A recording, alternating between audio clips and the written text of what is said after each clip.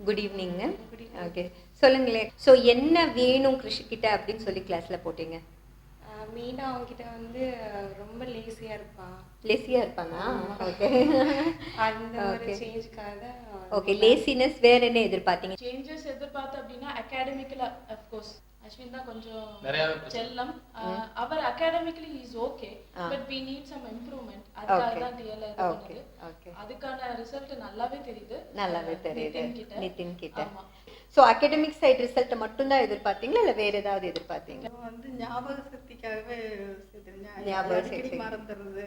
Okay அதுக்காகவே சேர்த்து விட்டேன். ஓகே. ரோஷன் ரொம்ப சேட்டை பண்ணிட்டு இருந்தாங்க. ம் ம் படிப்புறது நல்ல மறந்து போயிடுவான். எக்ஸாம் டைம்ல நல்லா படிப்பான் வீட்ல, ஆனா எக்ஸாம் டைம்ல மறந்துடுவான். ம். ஆனா இப்போ கொஞ்சம் நீங்க பரவாயில்ல. ஸ்டடீஸ்க்கு நீங்க தான் கூட இருப்பீங்க. நான் தான் பண்ணலாம். ஸோ மறதி பெரிய விஷயமா இருந்தது. ஆமாங்க.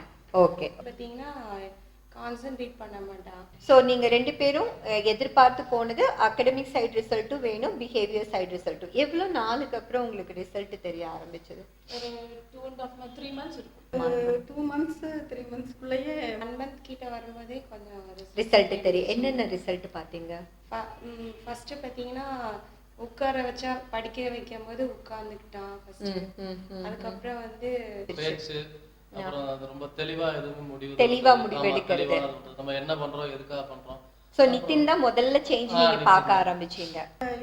எல்லாமே மரியாதை எப்படி கொடுக்கணும், திடீர்னு வந்து கோவப்படுறது, இருந்தது. கோவப்படுறதெல்லாம் இருந்துச்சுங்க. அதெல்லாம் இப்போ குறைஞ்சிருச்சு. ஓகே. அதே மாதிரி மரியாதை கொடுக்கறதும் வந்திருக்குது. இப்போ எக்ஸாம்ல எல்லாம் மேக்ஸ்ல 100 வாங்கியிருக்கான். அப்படியே ரோஷன் மற்ற சப்ஜெக்ட்ல எல்லாம் above 95 வாங்கியிருக்கான். above 95 வாங்கியிருக்கா அப்படி. ஓகே. ஸோ இதுதான் வந்து பெரிய மாற்றமா நீங்க பாக்குறீங்க. அதுக்கப்புறம் வந்து கொஞ்சம் அப்படி என்கிட்ட அவங்க அப்பா கிட்ட எல்லாம் கொஞ்சம் அப்படி க்ளோஸா இதாக ஆரம்பிச்சேன். முதல்ல அப்படி இருக்க மாட்டானா? பேச மாட்டான். ஃபர்ஸ்ட் வந்து அவன் ஹேண்ட் ரைட்டிங்ல நல்ல இம்ப்ரூவ்மெண்ட் வந்துச்சு. ஹேண்ட் ரைட்டிங் காம்படிஷன்ல அஃப்கோர்ஸ் அவன் தான் ஃபர்ஸ்ட் ஸ்கூல்ல.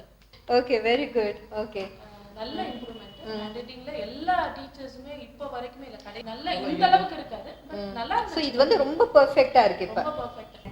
என்ன மறதினால என்னென்ன விஷயங்கள்லாம் நீ முதல்ல பண்ணிட்டு இருந்த மாதிரி உனக்கு தோணுது? ஏதாவது ஒரு பென்சில் அந்த மாதிரி ஏதாவது ஒரு போச்சு, என்னோட முக்கியமான திங்ஸ் ஏதாவது ஒரு இடத்துல வச்சோன்னா அதை மறந்துட்டு அடுத்த நாள் முடிச்சு தேடிட்டே இருப்பாங்க. கிளாஸ்ல மிஸ் கிட்ட அதனால திட்டு வாங்கியிருக்கியா? எந்தெந்த விஷயத்துக்கெல்லாம் ஸ்கூல்ல திட்டு வாங்குவேன் இந்த மறதினால? ஹோம்ஒர்க் நோட் வந்து செஞ்சு முடிச்சிடுவேன், ஆனால் அது எங்கேயோ ஒரு இடத்துல வச்சுட்டு அடுத்த நாள் தேடி பார்த்தா இருக்காது. அதோடய ஸ்கூலுக்கு ஏட்டாச்சுன்னு ஸ்கூலுக்கு போய் மேம் திட்டுவாங்க. இப்போ உனக்கு எப்படி இருக்கு? இப்போ ரொம்ப பெட்டர். ரொம்ப பெட்டரா இருக்கு. அகாடமிக் சைடுல படிப்பு சம்பந்தத்துல என்ன மாதிரியான மாற்றங்கள்லாம் நீங்க? மெமரி பவர் அதிகமா இருக்கு இப்போ. முதல்ல விட இப்போ மெமரி பவர் நல்லா இருக்கு. முதல்ல 1 hour எடுத்துக்குவான் ஒரு லெசன் படிக்கிறது. ஆமா, இப்போ ஒரு 15 minutesல கொஞ்சம் ஓரளவுக்கு 3/4 மணி நேரம் குறைஞ்சிருக்கு.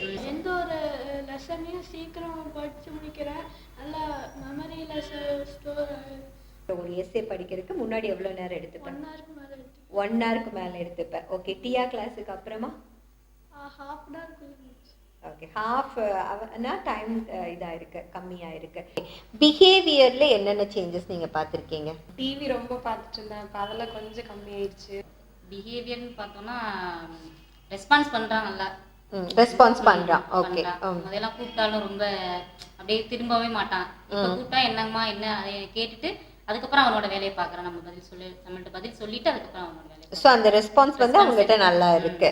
டியா வந்து உங்களுக்கு எவ்வளோ ஹெல்ப் பண்ணியிருக்கு அப்படின்னு கேட்டால் 100க்கு எவ்வளோ மார்க் நீங்கள் கொடுப்பீங்க டியாக்கு? 100க்கு வந்து 99% 100% கொடுக்கலாம்.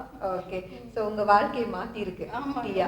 கண்டிப்பாக மாற்றி. ஓகே. டியா மாதிரியான கிளாஸுக்கு இந்த மாதிரி குழந்தைகளுக்கு தேவையா? நம்ம இந்த ஜென்ரேஷன் குழந்தைகளுக்கு தேவையா? கண்டிப்பாக வேணும். எதுக்காகன்னு சொல்லுங்க. மெயின் வந்து நான் ஃபீல் பண்ணுறது என்னன்னா ஸ்டடீஸ் சைடு அவங்களுக்கு கொஞ்சம் நிறைய சேஞ்சஸ் வருது. அகாடமிக்கலா நல்ல ரிசல்ட் இருக்கு. நம்ம என்னதான் இது பண்ணாலும் நமக்கு வந்து நம்ம மார்க் தான் சில இடங்கள்ல வந்து கண்டிப்பா மார்க் தான் கடைசியில பாப்பாங்க. நம்ம வந்து நாலேஜ் இருக்கு இல்லையங்கறத வந்து judging based on the marks. So அகாடமிக்கலா இருக்கிற ரொம்ப போரா இருக்கிற குழந்தைகளுக்கு இந்த மாதிரி கிளாसेस வந்து கண்டிப்பா தேவை. அதே மாதிரி பிஹேவியரல் இது வந்து ஒன்ஸ் இதுல வந்துட்டாலே அதுல ஆட்டோமேட்டிக்கா நிறைய சேஞ்சஸ் ஆட்டோமேட்டிக்கா வந்துருது.